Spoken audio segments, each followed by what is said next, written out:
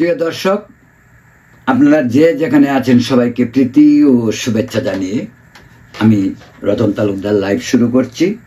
আজকের আলোচ্য বিষয় বাংলাদেশ এবং পাকিস্তান সম্পর্ক।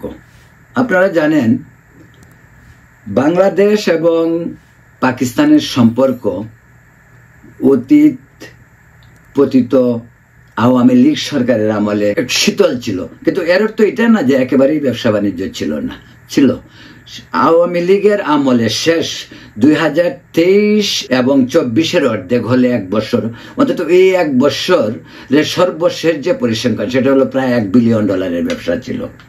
কিন্তু 5 আগস্ট সরকার পরিবর্তনের পর নতুন করে পাকিস্তানের সঙ্গে যে সম্পর্ক সেটা অত্যন্ত অনেকের কাছে খুব আশাব্যঞ্জক, আবার অনেকের কাছেই হয়তো হইতে পারে আশাভঙ্গ। কিন্তু আমি পার্সোনালি মনে করি আমাদের পররাষ্ট্রনীতির আলোকে আমাদের সকলের সঙ্গে বন্ধুত্ব হবে, কারোর সঙ্গে বৈরিতা নয়।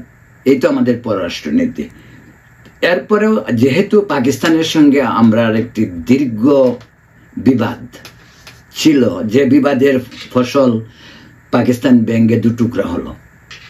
71-এ আমরা পাকিস্তানের সঙ্গে যুদ্ধ করে বাংলাদেশ অর্জন করেছি। তারপরেও পাকিস্তানের সঙ্গে বিভিন্ন সময় বিভিন্ন ইস্যুতে বাংলাদেশের প্রায় সব সরকারই খুব সরব ছিল। তার মধ্যে একটা প্রধান ছিল যে আমাদের পাকিস্তান কখনোই আমাদের দেশে গণহত্যার জন্য ক্ষমা প্রার্থনা করেনি।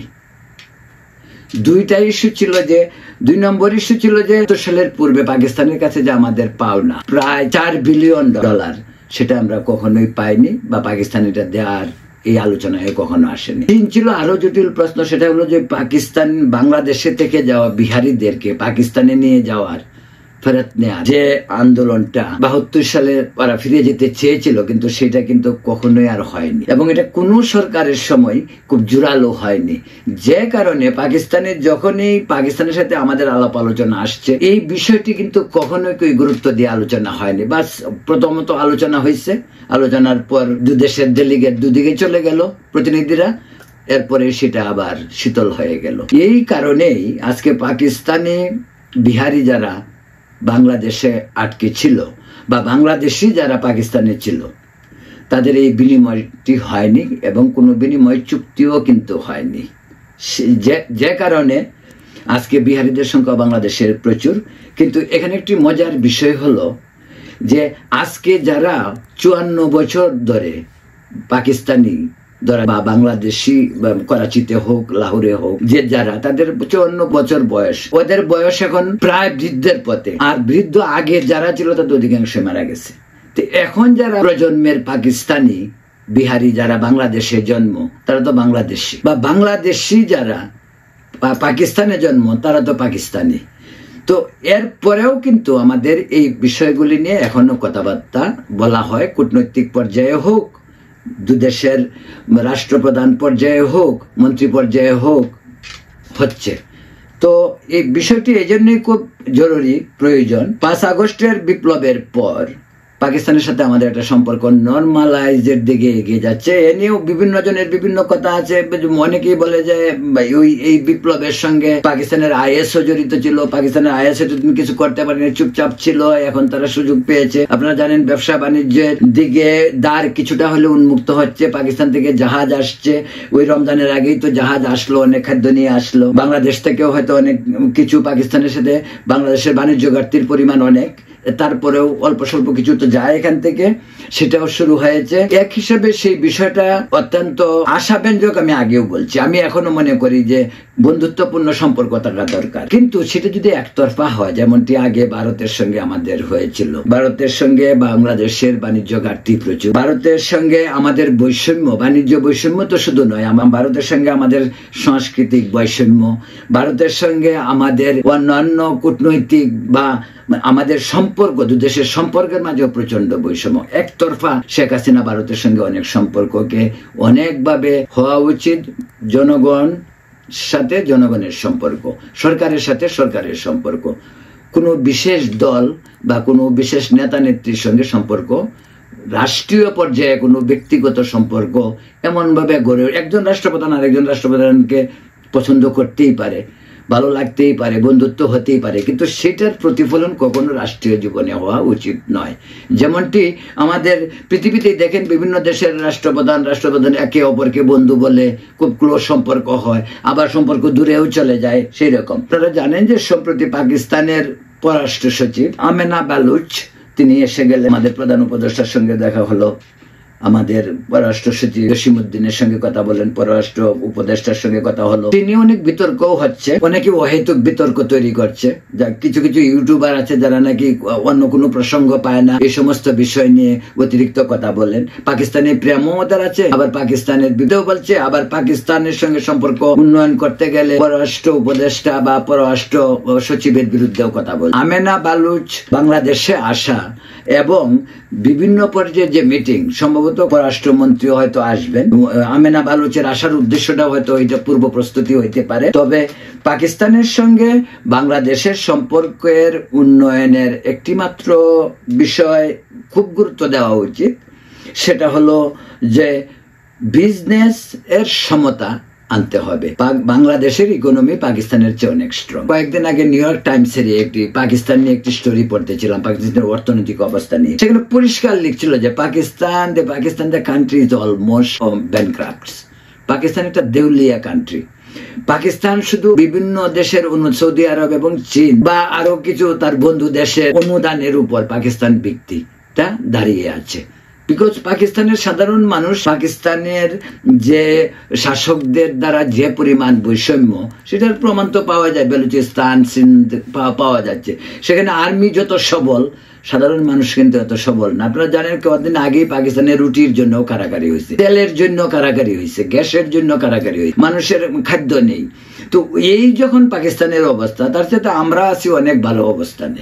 আমাদের অবস্থান পাকিস্তানের চেয়ে ওয়ে বেটার, সেটা আন্তর্জাতিক পত্রপত্রিকাগুলি বলে। অর্থনৈতিক শক্তি হিসাবেও আমরা পাকিস্তানের চেয়ে অনেক ভালো অবস্থাতে আছি, যদিও পাকিস্তানের সামরিক শক্তি অনেক বেশি। তবে একটি বিষয় আপনাদেরকে বলি যে পাকিস্তানে আমরা 71 সালে যখন আমাদের জনসংখ্যা ছিল 7 কোটি, তখন পাকিস্তানের জনসংখ্যা ছিল 5 কোটি বা 5.5 কোটি তেমন হবে। কিন্তু এখন এই 54 বছর পর পাকিস্তানের জনসংখ্যা কিন্তু আমাদের চেয়ে বেশি। আগে কিন্তু আমরা বেশি ছিলাম, এখন পাকিস্তানের জনসংখ্যা আমাদের চেয়ে বেশি। আমরা ছিলাম 7 কোটি থেকে এখন হয়েছে 17-18 কোটি, আর পাকিস্তানের 5 কোটি 5.5 কোটি ছিল, সেই থেকে হয়েছে এখন 20 কোটি 22 কোটি। তো পাকিস্তানের যে বোঝা, পাকিস্তানের সেই বোঝা, পাকিস্তানের সেটা আভ্যন্তরীণ রাজনৈতিক ব্যাপার, সেটা তার সেই দেশে কখনোই গণতন্ত্র ছিল না।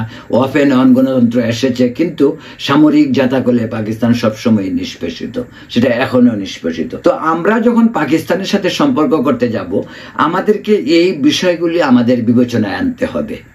এই বিবেচনা আনা উচিত পাকিস্তানের সাথে কি ধরনের সম্পর্ক, কতটুকু সম্পর্ক করা যাবে, পাকিস্তানের সাথে কতটুকু বাণিজ্য করা যাবে, পাকিস্তানের জিনিসের উপর আমরা কতটুকু রিলাই করতে পারি। আপনারা জানেন পাকিস্তান থেকে চাল এসেছিল, আমাদের ঢাকার পত্রপত্রিকায় এই খবর, পাকিস্তানের চালের মাঝে পাথর পাওয়া গেছে। এমনটি ভারতের থেকে আসা চাল অনেক সময় এরকম হয়, হইতেই পারে, সেটা কারণ আমাদের নেচার তো একটাই, আমরা আমার অসৎ চিন্তা চেতনা তো আমাদের সব দেশের মানুষকেই মগজকে কিলবিল করে, এবং এটা হচ্ছেও। আমাদের দেশ আজকাল সততার বড় অভাব, সেটা আমাদের সমাজে হোক আর পাকিস্তানের সমাজে হোক, অনেক অভাব। তো সেই জন্য বলছি যে পাকিস্তানের সঙ্গে যদি আমাদের কোনো ধরনের সম্পর্ক করতে হয়, সেই সম্পর্ক অত্যন্ত ভেবে চিন্তে করা উচিত। সম্পর্ক অবশ্যই করতে হবে, সম্পর্ক থাকবে না কেন, সম্পর্কের সঙ্গে স্বার্থ জড়িত থাকে, সে আমাদের স্বার্থ আমাদের জড়িত থাকবে। পাকিস্তানের কাছে আমরা চাইতে পারি আমাদের পাওনা ফিরিয়ে দেওয়ার জন্য, পাকিস্তানকে বলতে পারি 71 গণহত্যার জন্য ক্ষমা প্রার্থনা করতে, পাকিস্তানকে বিহারিদের ফিরিয়ে নিয়ে। এখানে আমি ব্যক্তিগতভাবে আমি মনে করি যে এটা একটু আপত্তিকর বিষয়। এটা আপত্তিকর বিষয় এই কারণে জেনারেশন চেঞ্জ হয়েছে। 54 বছর বয়স যে ব্যক্তি 71 সালে বা 72 সালে জন্মেছে, তার বয়স 54 বছর বয়স। তো ওই লোককে আপনি পাকিস্তানে গিয়ে কি করবে, বা পাকিস্তানে কি তাকে এফোর্ড করতে পারবে কিনা? আমরা তো এখানে এফোর্ড করতে পারছি, অন্তত খাওয়া দিতে পারছি।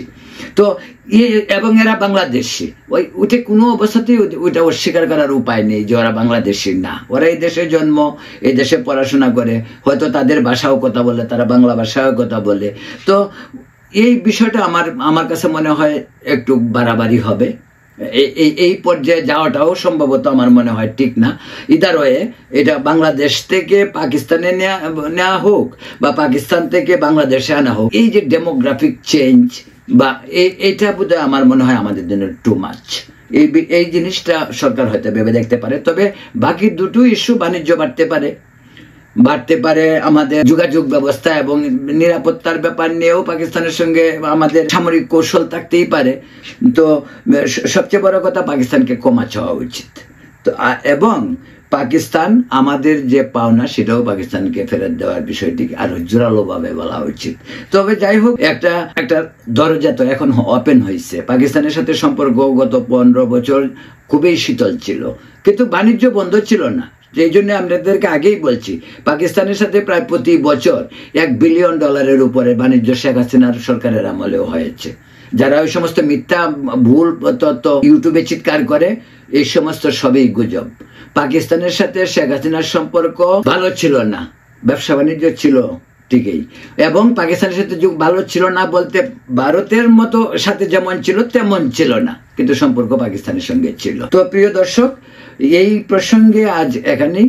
পরবর্তীতে আপনাদের সঙ্গে হয়তো পাকিস্তানের বিভিন্ন বিষয় নিয়ে, পাকিস্তানের আভ্যন্তরীণ গন্ডগোল অনেক, আপনারা জানেন বেলুচিস্তানে আভ্যন্তরীণ কুন্দল প্রচুর, বেলুচিস্তান স্বাধীন হতে চায়, কাশ্মীর সমস্যাও অনেক, পাকিস্তানের অংশে কাশ্মীরও বলছে তারা বৈষম্যের শিকার পাঞ্জাবিদের দ্বারা, সিন্ধ বলছে। তো পাকিস্তানের অনেক জটিলতা, তারপরেও সেটা তাদের আভ্যন্তরীণ ব্যাপার, সে ব্যাপারে আমাদের তো কিছু বলার নেই। তবে আমরা তাদের সঙ্গে বন্ধুত্ব করতে চাই সমতার ভিত্তিতে, এটাই হয়তো আমাদের শেষ কথা হইতে পারে। তো আজ এখানেই। আপনারা ভালো থাকুন, সুস্থ থাকুন, শুভরাত্রি।